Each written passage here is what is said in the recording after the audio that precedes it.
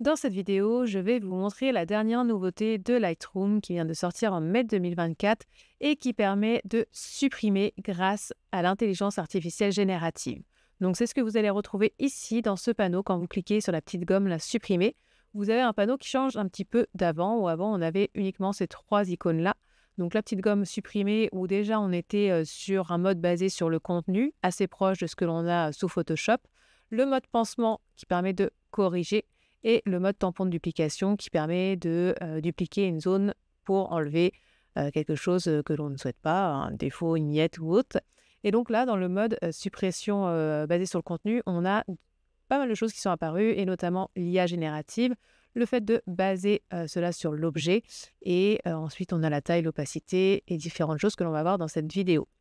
Donc j'ai l'impression que Lightroom veut de plus en plus intégrer des outils de Photoshop puisque la grosse nouveauté de Photoshop ces derniers mois, ça a vraiment été l'intelligence artificielle et le fait de pouvoir utiliser l'intelligence artificielle générative, donc de pouvoir générer du contenu, de pouvoir supprimer les choses intelligemment, de pouvoir remplacer un arrière-plan, de pouvoir créer une image de A à Z. Donc ça, c'est vraiment la venue de l'intelligence artificielle. Et petit à petit, Lightroom intègre ces outils qui étaient jusqu'à présent disponibles uniquement sous Photoshop. Donc dans cette vidéo, je vais vous montrer comment je vais supprimer des défauts sur cette photo réalisée avec le champagne Laurent Perrier. Donc là, c'est une photo que j'ai déjà traitée sous Lightroom. Donc vous voyez qu'il y a déjà des réglages qui ont été appliqués. Je l'ai passée ensuite sous Photoshop pour obtenir cette photo-là. Donc vous voyez qu'en fait, j'ai enlevé le reflet de la bouteille ici sur le verre qui était vraiment très dérangeant. En plus, ça fait une forme vraiment très bizarre du fait de la forme du verre. On se demande ce que c'est. Donc ça, c'est vraiment le plus dur quand on shoot des surfaces réfléchissantes, c'est vraiment les reflets. Et c'est quelque chose que je vous ai montré dans une précédente vidéo, comment supprimer les reflets en utilisant Photoshop. Eh bien, on va essayer de le faire maintenant avec Lightroom, avec ce nouveau mode-là. Donc, je vais rester bien sûr sur ce mode-là de petite gomme, ce mode supprimé. Et on va d'abord tester juste la partie basée sur l'objet.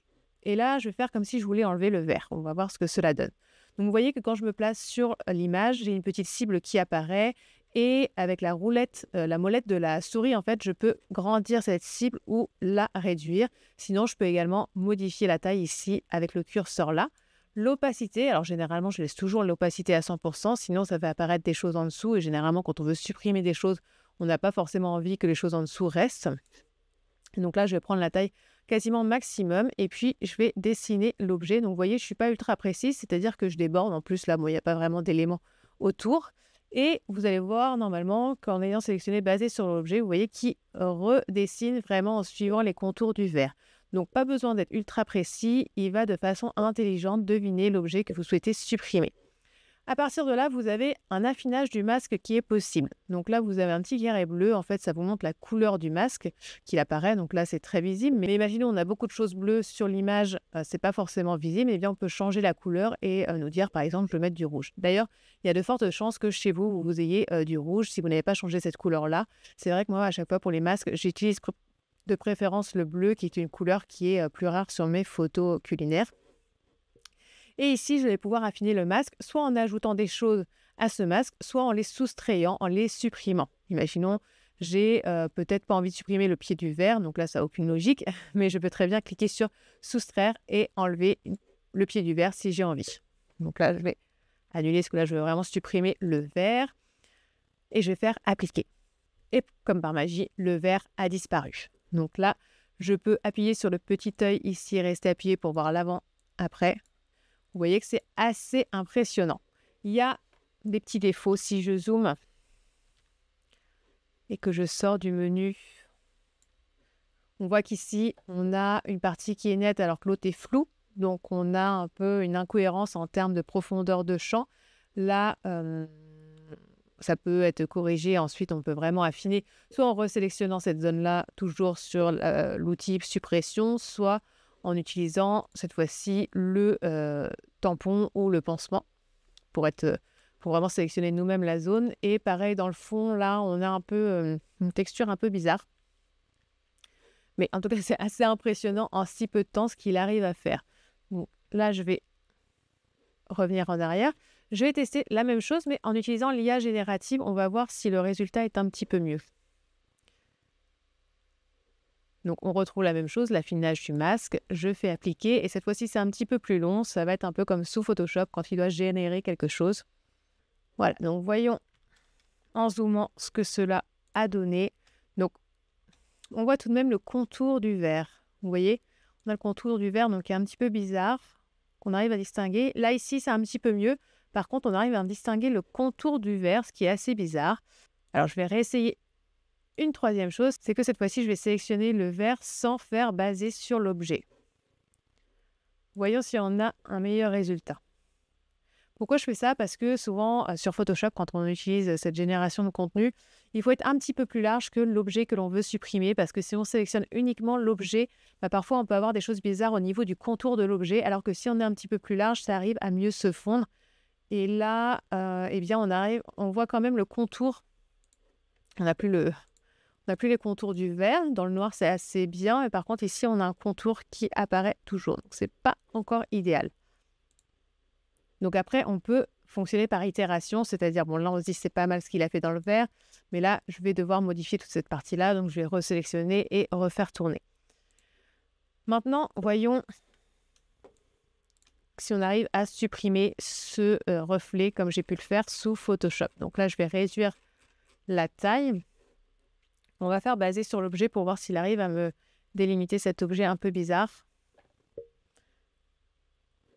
Donc, il a été un peu plus large, il n'a pas vraiment sélectionné l'objet, mais on va voir ce qu'il arrive à me faire. Ah oui, ce que je ne vous ai pas montré, c'est que quand on est sur l'IA générative, c'est exactement sous Photoshop, c'est que l'on a 3 options à chaque fois. Vous voyez, vous avez la partie variante là qui apparaît ici. Donc là, il nous fait une première proposition qui est mieux que ce qu'on avait à l'origine, mais on a quand même des choses un petit peu bizarres. Si je vais sur la variante 2, voilà ce que l'on a. La variante 3, voilà ce que l'on a. La variante 2 est peut-être la plus réussie, je trouve. Je peux faire actualiser pour mettre à jour le point sélectionné avec un contenu différent. Donc, si finalement ça ne me convient pas, je peux faire actualiser pour qu'il régénère d'autres solutions, d'autres propositions. Donc là, j'ai de nouveau 3 nouvelles propositions. Celle-ci me convient bien. OK, je la valide. Donc, pour valider, en fait, vous avez juste à faire fermer. Vous pouvez rester dessus et sélectionner une autre zone si vous voulez supprimer autre chose. Donc voilà un petit peu pour la partie supprimée avec l'IA générative et basée sur l'objet. Vous voyez qu'ici, il y a l'accès anticipé qui apparaît à côté de l'IA générative parce qu'en fait, c'est vraiment une nouveauté de Lightroom et pour l'instant, ils sont en train de tester. Donc, ils comptent sur les retours des testeurs, entre guillemets. Mais voilà, ce n'est pas une fonction définitive pour le moment. Souvent, on utilise cette partie supprimée pour supprimer les défauts. Et donc, il y a quelque chose qui apparaît ici, c'est afficher les défauts. Alors, je vais dézoomer et je vais cocher cette partie-là et voir ce que cela donne. Donc, vous voyez qu'on a une image en noir et blanc qui apparaît.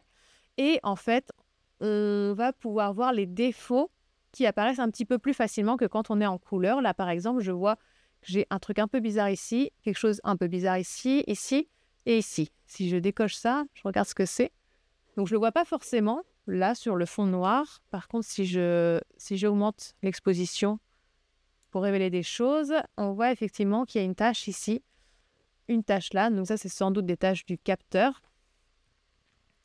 Là, sur un fond noir, ce n'est pas forcément utile, mais c'est vrai que ça peut être pratique. Par exemple, si vous avez pas mal de miettes, vous faites afficher les défauts et ensuite, vous n'avez plus qu'à prendre votre petite cible et d'appuyer partout où c'est nécessaire. Vous voyez qu'en fait, là, j'ai appuyé une fois.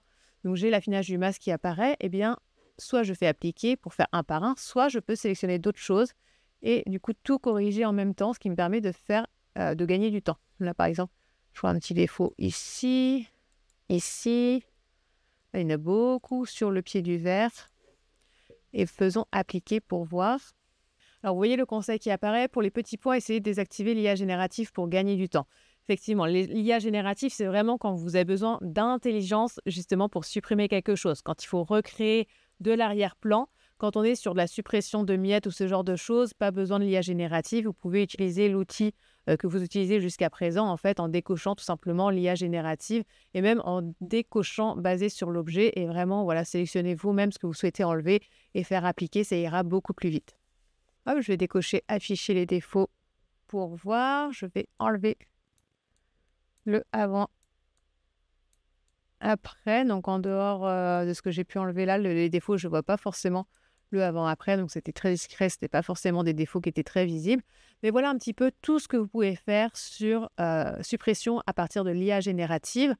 Si vous avez des soucis, vous pouvez très bien envoyer des commentaires sur la suppression générative pour que Lightroom puisse s'améliorer et dans la prochaine mise à jour, avoir une version qui soit complètement efficace et parfaite, entre guillemets.